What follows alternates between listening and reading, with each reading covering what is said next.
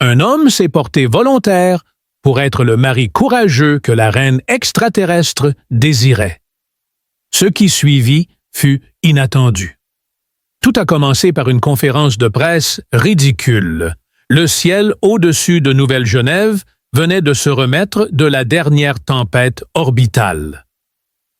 Soudain, tous les appareils électroniques de la galaxie, montres intelligentes, tablettes, smartphones et plus encore, se sont désynchronisés pendant un bref instant, provoquant une perte de calme générale. À ce moment-là, la galaxie oublia ses guerres, ses dettes, ses plaintes et ses prévisions météorologiques exagérées.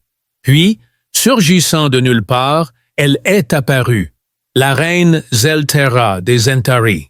Elle se balançait gracieusement au-dessus de la terre, ses oreilles allongées dépassant de sa tête comme des cornes en croissant vivantes, ses yeux un kaléidoscope de couleurs encore jamais formellement introduites, et ses cheveux effleuraient la gravité alors qu'elle murmurait des secrets anciens aux satellites. Elle était la souveraine de 16 constellations, la soumise des seigneurs de la faille ionique et l'inventrice accidentelle de la nanopoussière parfumée.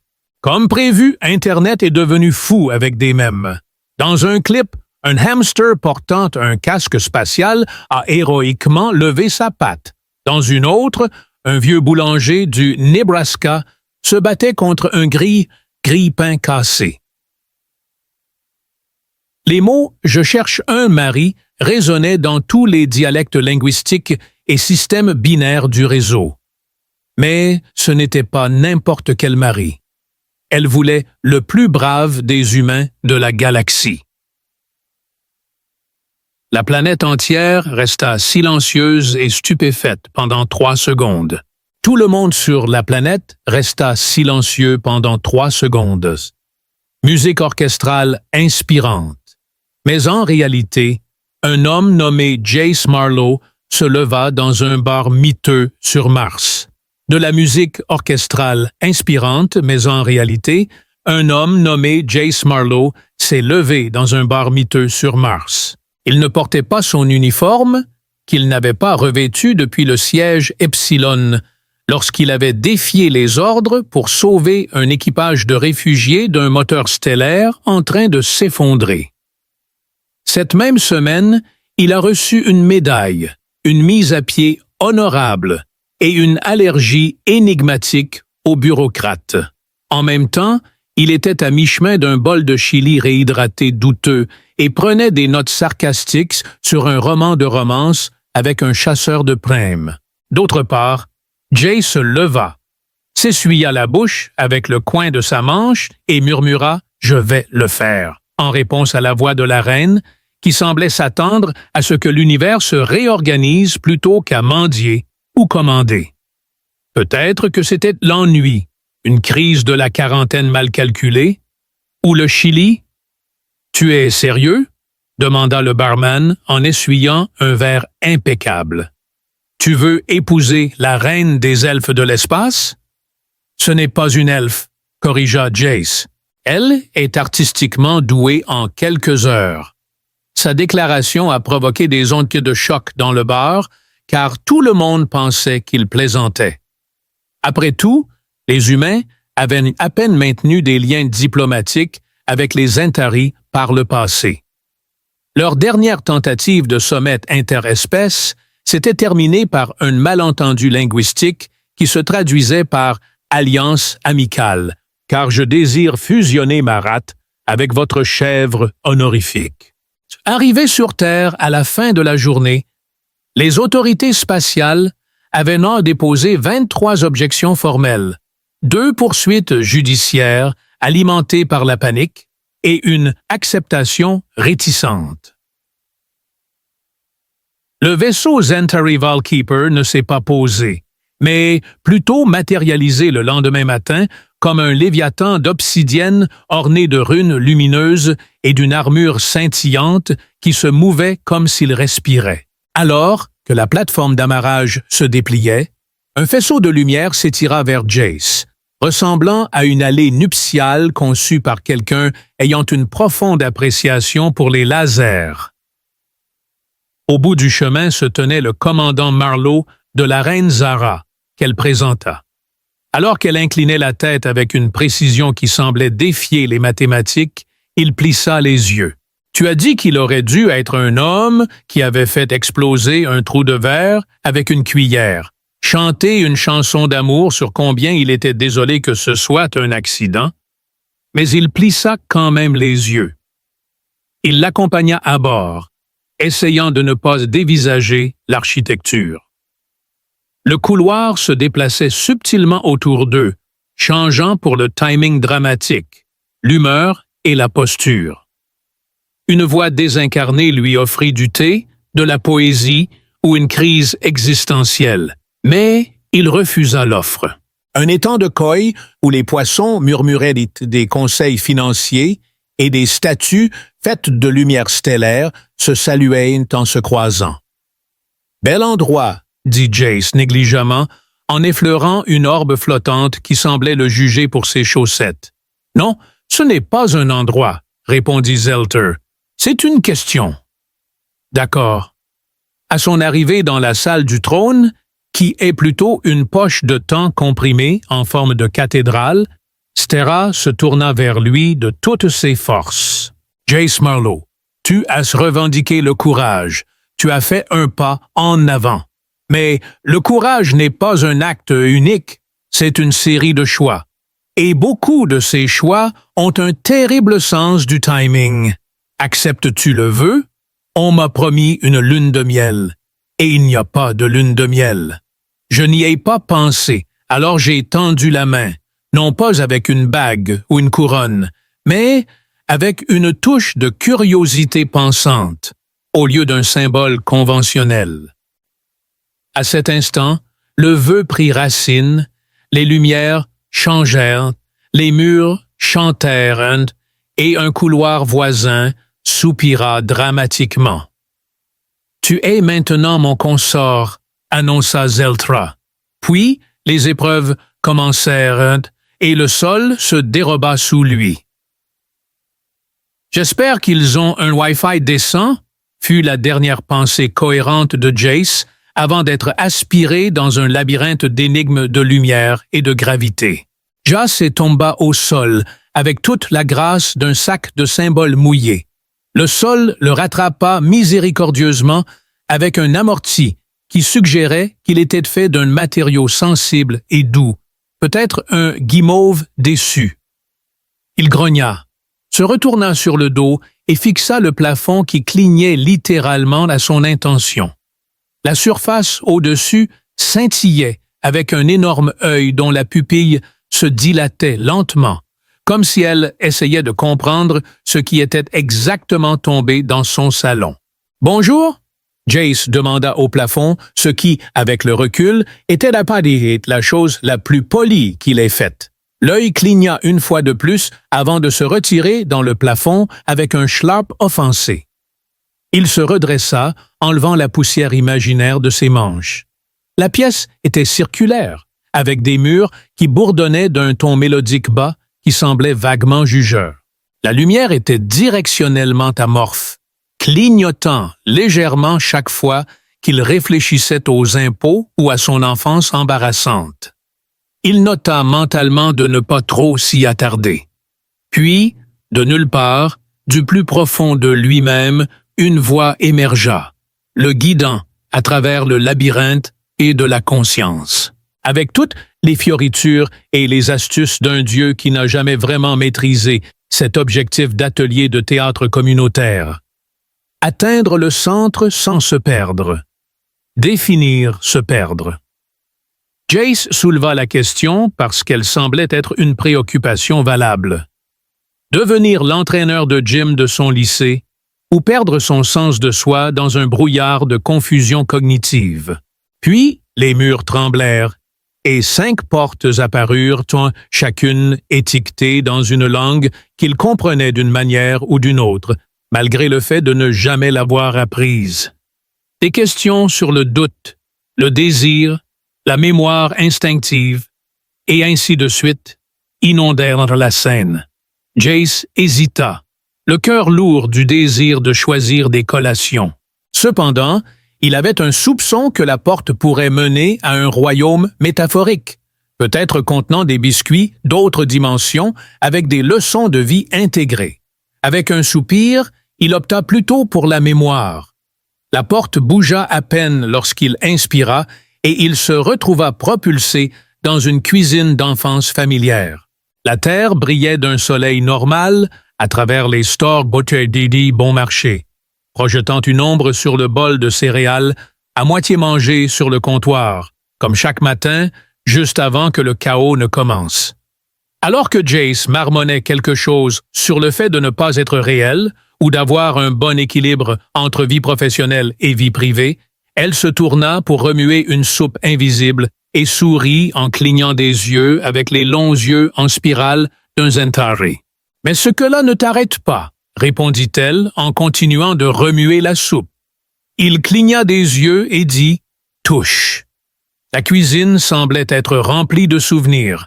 Le réfrigérateur contenait des rêves oubliés depuis longtemps. Le four bourdonnait de regrets. Et le chien de la famille, qui était mort depuis longtemps, le regardait sous la table avec une intelligence troublante. Soudain, les murs semblaient se décoller, et il se retrouva de nouveau dans la chambre circulaire 1. Porte disparue. Épreuve 1, voix tonitruante. Répression émotionnelle. Merci. Je crois qu'il a continué par instinct. Ensuite, il dut naviguer dans une jungle pleine d'illusions prédatrices, de chuchotements agressifs, et même un arbre qui ne respectait pas son sens de la mode. Il cessa de voir les choses et cria « Non !» Chambre 1, porte disparue. Épreuve 1, voix tonitruante. Répression émotionnelle. Merci, je crois qu'il a continué par instinct. Ensuite, il a dû naviguer dans une jungle pleine d'illusions prédatrices, de murmures agressifs et même d'un arbre qui manquait de respect à son sens de la mode. Il a arrêté de voir des choses et a crié « Non !» la plupart du temps. Malgré ses doutes persistants, il a réussi à passer la dernière épreuve, se tenant devant un public de milliers de mystérieux.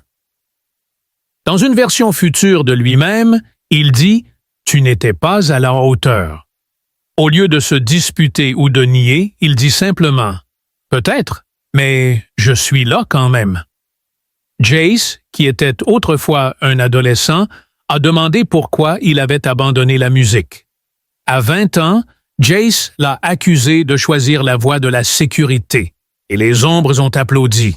La chambre se reforma, révélant un nœud lumineux au centre. Une structure cristalline flottait dans les airs, pulsant d'énergie. Jace le toucha, et soudain, il se retrouva dans un autre endroit, un salon décoré d'orbes flottantes et de meubles qui vibraient légèrement pour vous garder éveillé. Zeldera était assise dans un siège, en croissant, flottant, sirotant, ce qui ressemblait à de la lumière stellaire liquide. Elle avait probablement des opinions sur la gravité. « Tu as survécu ?» dit-elle en agitant sa longue oreille. « J'ai bien improvisé sous la contrainte. J'ai remarqué que tu as choisi les bonnes portes. Moi, surtout ?» Elle sourit et dit « Tu comprends, le test n'était pas de gagner.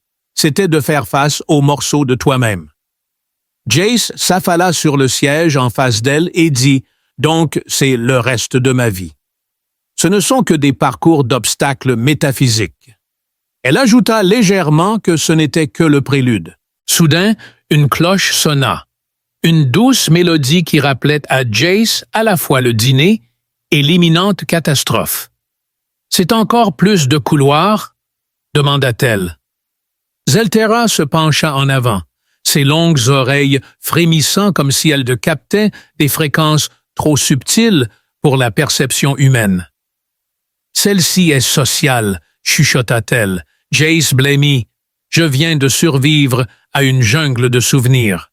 Tu me dis que je dois aller à une fête ?» Zelter le corrigea. qualifiant cela de réception avec beaucoup de sous-textes venimeux.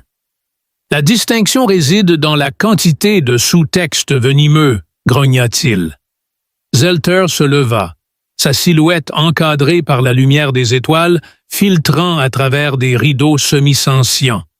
Elle lui tendit la main. J'hésitais, pas parce que j'en doutais, ajouta-t-il, mais parce qu'il avait encore. Il prit sa main avec hésitation, alors que l'air scintillait et que le salon se transformait en un couloir empestant le parfum exotique et l'odeur de suspicion. La cour attendait avec impatience l'arrivée des invités dans la salle de réception de la cour Zentari, qui était plus un événement qu'une pièce. Contrairement au lieu traditionnel, celui-ci n'existait pas dans un vide, du moins pas au sens littéral. Il y avait des dizaines d'êtres dans la pièce, certains portant des robes qui changeaient de couleur selon le statut social, d'autres ayant des symphonies moléculaires bourdonnantes et les coordonnées spatiales qui affichaient actuellement une erreur 404 dans un dessin d'un ornithorynque confus, scintillaient et glissaient comme des poissons entre les doigts. Les étoiles, au-delà du plafond transparent, se pliaient de manière anormale, comme si elles espionnaient des potins. Alors qu'il se s'approchait d'un rassemblement, Jace murmura sous son souffle, tirant sur le col cérémoniel qui s'agrandissait chaque fois qu'il tentait de respirer. Le dignitaire, qui pouvait être d'une espèce gazeuse, ne semblait être rien de plus qu'un brouillard bien habillé avec des maules sur deux de ses régions plus denses.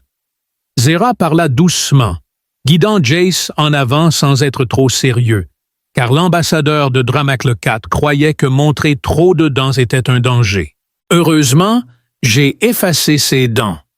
Alors qu'il s'approchait d'une créature à 8 membres, avec une voix semblable à celle d'un violoncelle sous-marin, la conversation devenait de plus en plus explosive et pétillante. Zeltera, la reine et compagne humaine, corrigea Jace d'une manière qui suggérait qu'elle n'y croyait pas vraiment elle-même, mais Jace tendit quand même la main. Marlowe, un passionné de bravoure et de gestion de crises existentielles à temps partiel, la créature cligna des 7 yeux au ralenti. Les dignitaires se regardèrent unis, certains sifflèrent avec sympathie, d'autres se penchèrent pour jeter plus près, et quelques-uns rirent même. La bouche de Zatara se contracta, pas tout à fait un sourire, mais probablement une sérénade selon les termes Zentari. Alors qu'il s'enfonçait plus profondément dans la foule, Jay sirota quelque chose de pétillant dans une tasse dont la saveur changeait selon son humeur. L'humeur de Jace était actuellement un mélange de nostalgie et de regret agrumes. Il commençait à sentir qu'il prenait les choses en main.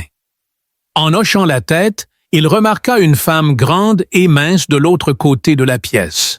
Ses yeux étaient un mélange d'amusement et de quelque chose de plus froid, et ses longues oreilles tressautaient à un rythme qui n'était pas aléatoire. Le nom de Lady Varel surgit dans l'esprit de Jace comme murmuré par la pièce elle-même. « Qui est-ce » il demanda. Valel, accompagné de deux serviteurs qui se déplaçaient comme des ombres synchronisées, glissait vers eux avec un sourire en croissant. Elle dit « Ma reine », avec une révérence qui avait plus de courbure que de sincérité. Stera, sa courageuse compagne terrestre, dit sèchement « J'aurais dû choisir un prétendant parmi les hauts oracles. » Jace trouva impressionnant que Valel aimât les mariages. Regarda Jace avec le même intérêt que quelqu'un qui regarde un artefact inestimable après avoir appris qu'il était aussi une déduction fiscale. Puis, avec charme, elle dit « Enfin, j'entends que tu as survécu au labyrinthe de la conscience. » À peine la porte étiquetée « Snacks » était un piège. Jace répondit avec surprise, et Varel rit, émettant un son court et amusé, qui fit sursauter les créatures à proximité et fit tomber un plateau de canapé sentient à un serveur à proximité. Peut-être es-tu plus intrigant que je ne l'avais imaginé, dit-elle, mais la bravoure n'est pas un divertissement. Voyons si c'est une conviction. D'un geste de la main, au milieu de la réception, une projection montre une colonie en flammes. De l'extérieur, la fumée s'élève dans l'air, tandis que des vaisseaux tentent désespérément de s'échapper. C'est Adronel 12, et Varel a dit que l'SM-Wari assiège la zone. Jace sentit le changement instantanément, et la pièce devint plus froide. Les rires s'évanouirent, et même la sculpture au centre se transforma en un réseau de racines nouées. Zelter murmura que ce n'était pas à l'ordre du jour, mais Varel répondit que sa consort devait connaître le véritable coup du courage. L'essaim ne va pas attendre, et la reine doit décider d'envoyer.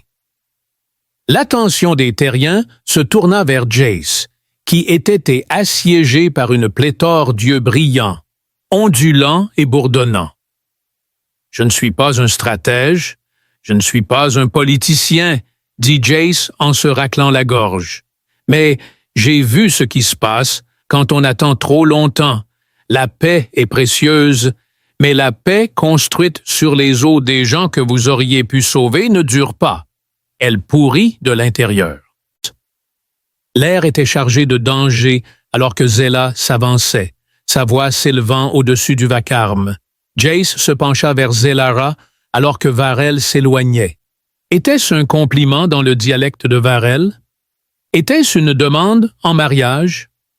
Je suis déjà pris, bien que Zera n'ait pas souri, mais ses yeux brillaient d'un éclat dangereusement proche. La tension se rompit comme un élastique trop tendu, et les conversations reprirent plus calmes et plus réfléchies. Les étoiles au-dessus ajoutaient à l'ambiance nocturne. Passant de l'émerveillement à l'appréhension, Jacessé se retrouva dans une situation tendue. Malgré avoir survécu à 2 tentatives d'assassinat, à un oracle alimenté par le sarcasme et à une coupe de punch qui avait momentanément pris conscience, il se sentait toujours mal préparé pour la salle du conseil de guerre qui ressemblait à une expérience de physique. Des figures invisibles murmuraient que l'humain avait parlé et qu'un mariage comme celui-ci était désormais inévitable. À mi-chemin de l'expérience, le financement a été coupé. Le sol, qui n'était pas vraiment un sol, était en fait un maillage d'énergie douce suspendu au-dessus d'un puits de gravité qui se mettait parfois à roter de frustration. Les murs, faits de pensées condensées, murmuraient légèrement si vous vous approchiez trop près. Et le plafond, oh le plafond! Il affichait une carte rotative de chaque conflit actuellement en cours dans l'espace Century en rouge, bleu et jaune. Une table circulaire flottait au centre, faite de lois du Conseil solidifiées. Vous pouviez frapper dessus, mais elle rebondissait. Jace avait essayé, mais il était encore incertain du ton. Zela prit la position d'autorité au bout de la table, ses longues oreilles frémissant subtilement alors qu'elle évaluait son environnement. Assis autour d'elle se trouvaient les hauts commandants, les nœuds d'IA stratégiques et un diplomate basé à Lycan qui offrait ses pensées à travers des sports et des gestes exaspérés. Jay, essayant de paraître courageux malgré ses bottes cérémoniales, 2 tailles trop petites, soupçonnait qu'il s'agissait d'un rite de passage. Nous nous sommes réunis, comme Zelter l'avait annoncé, pour aborder la question de Hadron 12 et l'intrusion avec le nuage Uari, provoquant une vague d'inquiétude parmi les membres du Conseil. Jace se pencha près de Zela et murmura « Sont-ils vraiment si mauvais ?» Le nuage était plus qu'un simple adversaire. C'était un super-organisme biologique avec le charisme d'un mixeur et la finesse tactique d'une tempête météoritique. Nous prédisons le développement du nuage dans 32 systèmes au cours du prochain cycle solaire, et ils se reproduisent en chantant les fréquences de mort des planètes. Oh, et de véritables charmeurs, un nœud d'intelligence artificielle s'illumine sur la table. Malheureusement, les accords actuels excluent une mobilisation rapide. Mobilisation. Un autre commandant, une créature reptilienne aux écailles parfaitement polies, siffla des traités qui avaient été signés avant que l'essaim n'évolue des dents interstellaires, et puis Stera leva une main.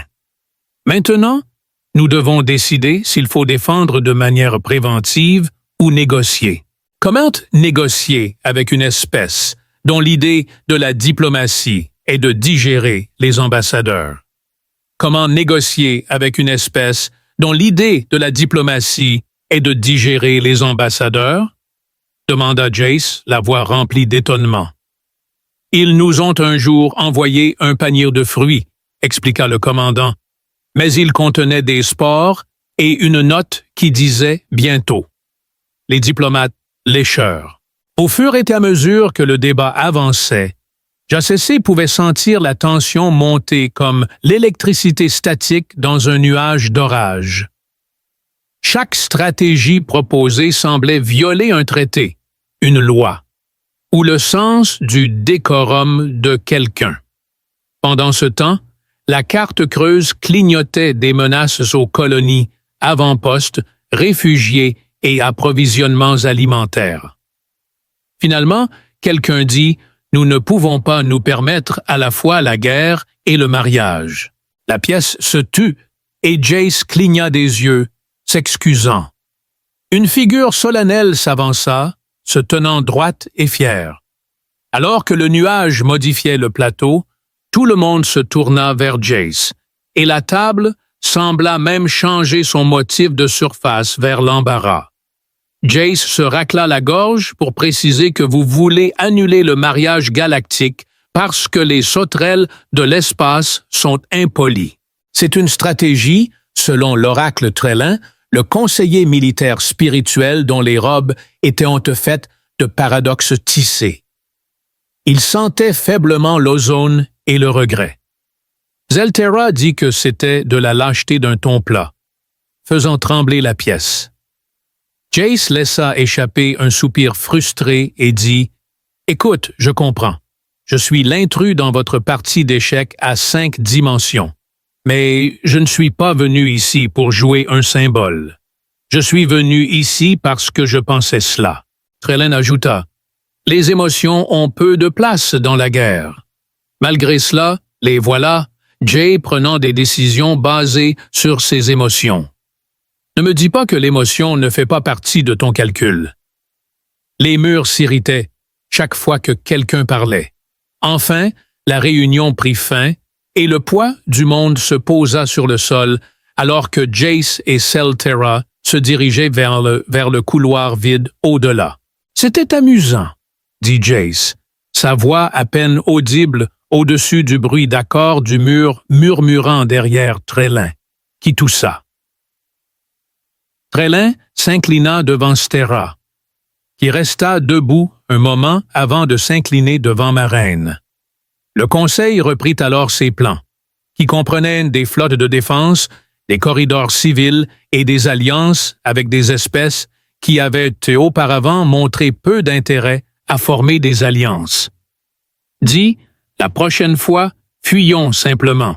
Elle lui lança un regard en coin, son oreille longue se redressant avec amusement, avant de se tourner vers lui. Nous devrions quand même échapper aux prêtres de l'espace, alors peut-être juste un dîner. Elle se détourna de lui et continua. « Tu n'es pas obligé de rester. Ce n'est pas ta guerre. Non, Jay a dit que c'était la tienne, mais je me suis marié dedans. » S'il se tenait là, entouré par l'architecture bourdonnante d'un avenir non écrit, où les étoiles se transformaient en motifs, et seuls les courageux osaient les suivre. Le nuage approchait, mais lui aussi. Il y eut un moment juste, avant la première frappe, lorsque toute la galaxie attendait, ces étoiles immobiles, alors que les 2 lunes de Hadron 12 s'alignaient dans une configuration troublante. Jace Marlowe, commandant du vaisseau amiral Zentari Veilrion se tenait immobile dans le centre de commandement, sa botte coincée dans une dalle du sol. L'alarme chantait des chansons de malheur imminent, suggérant que la technologie Zentari était soit extrêmement avancée, soit hantée par des fantômes espiègles. « Tu es debout sur la ventilation de saisie », dit Zeltora, ses doigts tournoyants, son regard fixé sur l'écran de guerre. Dans les commandes creuses, c'est conçu pour piéger les fuites d'énergie. Eh bien, ça a attrapé un orteil à la place, même différence. Jace laissa échapper un sifflement et un dernier tirage, le faisant tomber en arrière dans une position assise contre une console qui émettait un carillon joyeux comme pour dire « Bienvenue de nouveau, idiot ». Il gémit et se leva, tapotant sa veste, qui était légèrement usée, rapiécée, et portait encore l'insigne que la Terre lui avait envoyé avec fierté. Cependant, maintenant, ce n'était plus qu'une simple cérémonie. Il avait des marques de brûlure et une histoire qui l'entourait. Le centre de commandement Sterra se tourna vers lui. « Tu comprends ton rôle. Tiens-toi droit, fais semblant d'être brave, crie des trucs cool de temps en temps, cligne des yeux, puis souris. Déploie correctement le balise de contre-signal quand tu es prêt. » Essem Uthari, qui était moins une flotte qu'une vague vivante, était arrivé dans une progression synchronisée à travers 3 systèmes, leurs signaux chantant à des fréquences qui faisaient démanger la chair et tressaillir les machines. Au milieu de l'invasion du 2e périmètre par l'essaim, il activa le petit dispositif qu'il portait. Un émetteur hybride qui combinait mathématiques, émotions et magie des ondes cérébrales. Son but était de perturber temporairement le lien télépathique de la ruche de l'essaim, ne serait-ce que pour une fraction de seconde. La bataille elle-même était tout sauf cinématographique. C'était un tourbillon de mathématiques et de chaos, avec des vaisseaux disparaissant et réapparaissant avec de nouvelles blessures, des algorithmes précis pilotaient des essaims d'intercepteurs, tandis que des esprits organiques tentaient. Pour déjouer un adversaire dont l'esprit n'était rien de plus qu'une ombre, Jace observa Varel guider l'armada furtive depuis les ombres, ses vaisseaux rouges se déployant comme des couteaux en fleurs à travers la nuit. Il ne s'attendait jamais à la soutenir, mais après qu'elle ait personnellement éliminé 2 saboteurs de la cour intérieure par un trou de verre de poche, il a estimé qu'elle avait mérité une seconde chance.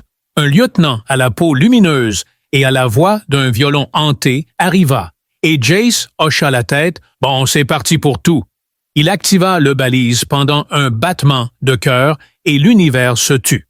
Après ce qui sembla une éternité, lorsque le dernier signal de l'essaim s'évanouit et que le silence revint aux étoiles, les survivants de Zentar ne célébrèrent pas la victoire, mais la survie. Les vaisseaux se sont écrasés, les esprits des essaims se sont fragmentés, et la parfaite synchronisation de la ruche s'est effondrée dans le chaos.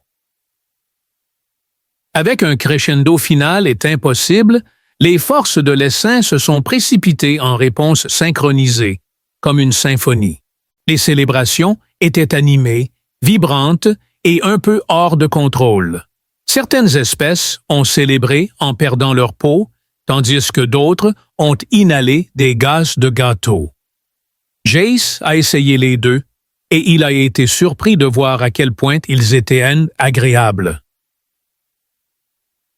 Lui et Sterra se tenaient sur le balcon de la Grande Flèche, regardant la ville illuminée par des bannières de drones de gratitude qui filaient au-dessus d'eux. Les enfants portaient des robes de tactique miniatures et une pancarte flottante disait « Merci de ne pas nous avoir laissé nous faire manger ». Jay, sirotant quelque chose de pétillant et violet, prit la parole en disant « Vous avez été le tournant de la guerre. Selon les Adronel, C'est une position d'honneur d'épouser une reine extraterrestre. Zelter sourit et la regarda. « Je t'en prie, dit-elle sèchement. D'une certaine manière, je ne l'échangerai pas contre une manœuvre diplomatique, un défilé de mains tenues maladroitement et de sourires formidables forcés, ou une conspiration interstellaire. À la place, il a eu une femme capable de surpasser un conseil galactique sans sourciller. » Ils restèrent nés et silencieux un moment. Alors que la nuit tombait et que les invités glissaient ou flottaient vers chez eux, Jace se retrouva seul sur le toit de la flèche, regardant les étoiles, tandis que le ciel au-dessus d'eux tourbillonnait avec des feux d'artifice post-bataille, des aurores planétaires et le faible scintillement de systèmes lointains transmettant leur gratitude. « Que se passe-t-il ensuite ?» demanda-t-il. « Nous reconstruisons, nous avons rompu ces nouveaux traités, et nous restons vigilants. » Elle tendit la main et prit doucement mais fermement la sienne, comme si elle avait prévu d'explorer avec lui depuis le début, mais avait attendu le moment parfait. Alors qu'il jetait un coup d'œil vers l'avenir, Jace sourit et appuya sur le message de réponse envoyé. Il s'excusa auprès de Busy, mais il apprenait encore à gouverner une galaxie. Le message venait du commandement de la Terre, le félicitant pour ses accomplissements et lui offrant une invitation à prendre la parole au sommet de l'unité de l'Alliance galactique. Les étoiles étaient si brillantes et nombreuses, et il avait trouvé un meilleur but et un partenaire dans ce nouvel endroit. Le courage ne concernait plus seulement les armes, il s'agissait de liens, de compromis et d'espoir.